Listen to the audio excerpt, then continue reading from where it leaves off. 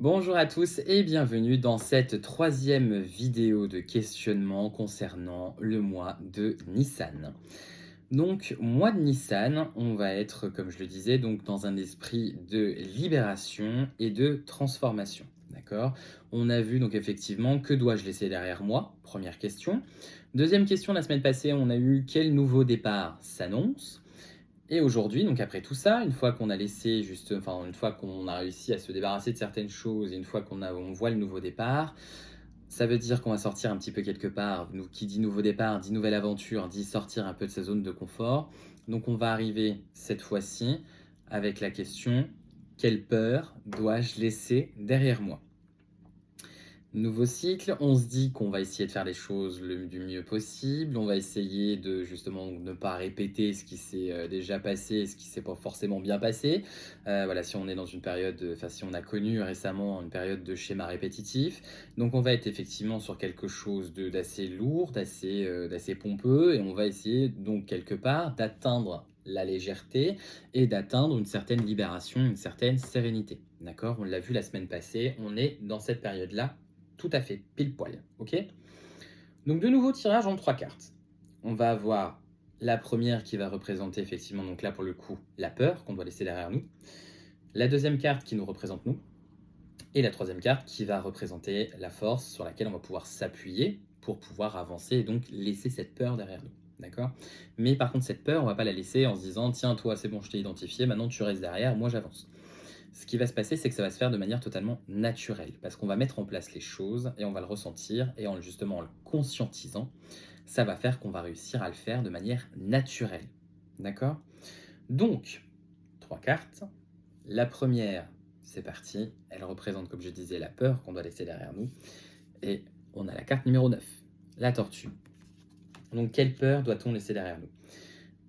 On va devoir laisser effectivement une peur de lenteur, une peur de, pas assez voir les choses arriver, le fait que ça n'avance pas, le fait que ça stagne, le fait que ça prenne du temps, le fait aussi quelque part en prenant son temps et comment dire? En décélérant un petit peu au niveau de notre rythme, on a peur d'un côté aussi, que ça n'avance pas, toujours pas, ou que, bah, comme je disais tout à l'heure, que ça stagne, mais aussi parfois de se retrouver en fait dans une espèce de terrain vaseux dans lequel on s'enfonce et voilà, on a du mal et presque tendance à procrastiner, presque voilà, un peu tout ça.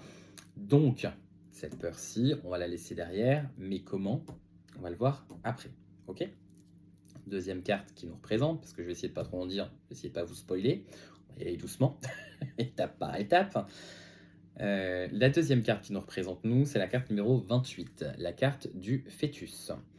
Donc la carte du fœtus, elle est là pour nous dire qu'effectivement, on a des choses qui sont en train de se créer en nous. Il y a des choses qui sont en train de naître en nous, d'accord? La carte est la création, la naissance. On se souvient. Le Dalet, le lâcher prise, d'accord? On accueille. OK? On va voir avec celle-ci, deuxième fois qu'elle sort dans le mois. Donc, comme je le disais, on est dans une période, nous, actuellement, de naissance, de création, des choses qui sont en train de mûrir quelque part en nous, effectivement. Donc là, on est bon. Et enfin, quel sera le levier? Quel est notre potentiel pour pouvoir laisser la peur de ne pas avancer, la peur de stagner, la peur d'aller trop doucement, de peut-être de perdre du temps, de voilà tout ça. Eh bien, justement, il va falloir qu'on prenne en compte nos ressources, pour la deuxième fois quand même, en 3 semaines de temps.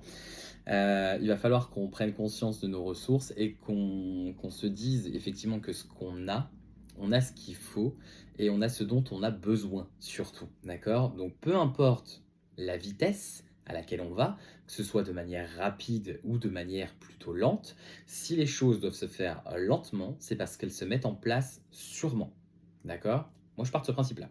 Maintenant, après, vous faites comme vous voulez, mais moi, je vous conseille plutôt de le prendre dans ce sens-là, parce que, comme je viens de vous le dire, ça avance doucement. Effectivement, on a peur d'aller trop doucement. On voit le temps qui passe et qui passe, mais on a l'impression de ne pas forcément avancer. Au final, les choses se mettent en place parce que c'est en train de mûrir, c'est en train de germer en nous, encore une fois, et il se passe qu'on a toutes les ressources nécessaires pour réussir. Donc pourquoi ça ne fonctionnerait pas? D'accord? On se focus sur nous, on conscientise un peu, on prend conscience de tout ce qu'on a, Il y a aussi ça dans le lâcher prise avec Dalet, il y a aussi le côté prise de conscience. Donc prise de conscience de ce qu'on a, prise de conscience de ce qu'on a accompli et prise de conscience de ce dont on est capable d'accomplir. OK? J'espère que cette vidéo vous aura parlé. Je vous laisse méditer là-dessus. Je vous souhaite un bon week-end. Prenez bien soin de vous et à très vite. Allez, ciao!